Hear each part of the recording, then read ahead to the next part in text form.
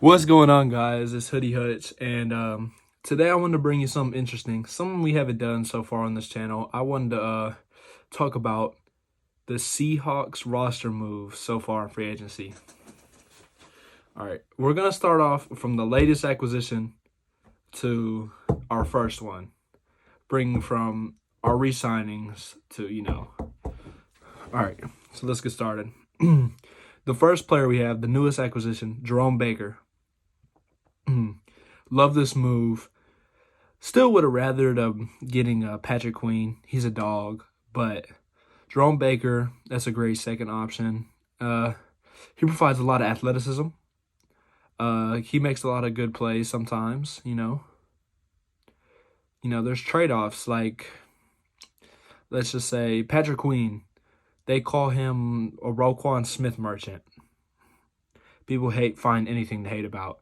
Jerome Baker, so far, I haven't heard any negative things. I'm happy for him. I believe he's going to be a dog with the Mike McDonald defense. And he's paired next to Tyler Dodson, which a lot of people haven't heard of. A lot of people haven't heard of him. It surprised me a little bit because, he's kind of an under-the-radar type of player. He's like a no-hype, all-hustle type star. That's what I like to call a lot of these not big name players, but they play hard. He's a no hype, all hustle type guy. He had the highest PFF grade, but PFF grades don't really mean anything. But he shows a lot of good plays. Like, he shows some flash in this game that makes you think and be like, okay. Obviously, like Bobby, he wasn't a scheme fit for this type of defense we were going to run. He's more of a nice little tackling guy, run stopping, middle linebacker. We need some more speed and some more, not saying Bobby isn't athletic. Bobby is extremely athletic, extremely strong, extremely smart player.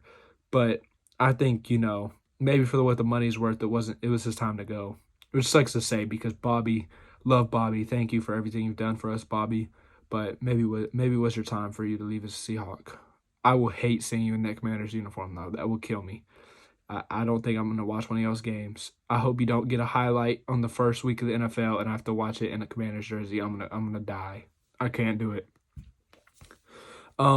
Let's move on to Farrell Brown. I think when you pair him next to like Tyler Lockett, the receiving core, DK Metcalf, Tyler Lockett, JSN, I'm having a brain fart. I think it creates so much more opportunities. Ryan Grubb, I'm excited to see if, we can grub hub on defenses. That was horrible, I know, but stick with me now. I think there's a lot of show, there's a lot of flash, and there's going to be a lot of fun in this offense.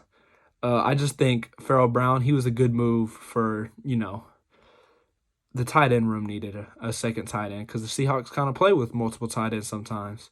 But, Ryan Grubb offense, I did not watch a lot of Ryan Grubb at Washington, so I don't know what to expect. I don't know if we really needed a second decent tight end. Noah Fant, absolute dog. He's so athletic, like, hold on, I sound like I'm riding the meat stick right now. I'm not. But he's an athletic tight end. And then you have another free agent signing, George Fant. Tackle wasn't the biggest need of the O-line. Obviously, the guard positions are very questionable. The center position is probably, the most questionable. We have a young star, or not star. We have a young guy from Michigan, not star. He hasn't flashed yet, but he has chances. He has chances this upcoming season to flash. So we'll see. We also brought in Nick Harris, I think his name is. He'll be pretty decent. I think he just needs to, show out and show he can play and isn't afraid of anything in the NFL. I mean, he's bounced around a little bit, but he has a chance. He's a legitimate chance. Next move, I want to talk about Sam Howell. Now, I think the Seahawks plan for our boy Sam is a lot bigger than we think it is. Because a lot of teams don't trade for a 23-year-old quarterback to be your backup, right? It just doesn't make a lot of sense. It doesn't like stick in your brain. I think, I think it was more of a they see something in him. I think everybody's seen something in him.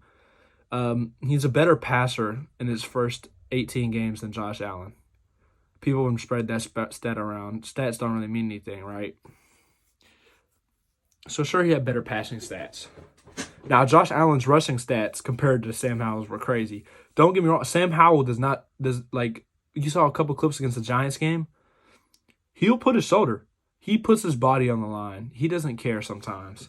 He's got like kind of that like Max Duggan at TCU. I'm gonna ball. I'm gonna score. I'm gonna do what I need to do, and I like it. I like it a lot. I think he has some opportunity to be amazing, and I hope he does. Now let's talk about Big Cat, Leonard Williams. I think the re-signing was necessary because, honestly, the defensive end room, Draymond Jones, it's very big fall-offs. You got decent, and then it goes to not decent. We'll just say that because they're in the NFL, so, they get their respect. I don't know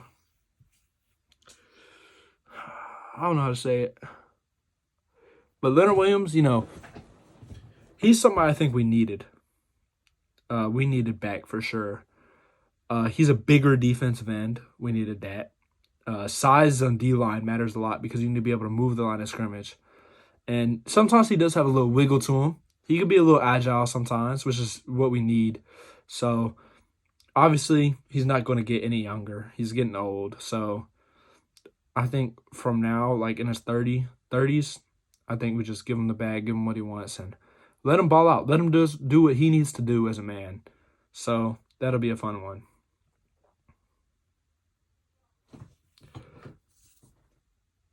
All right, that's out. If you made it to the end of the video, thank you for watching so much. I doubt many of y'all made it to the end of the video, but please like and subscribe. Love you all. Hoodie Hutch out.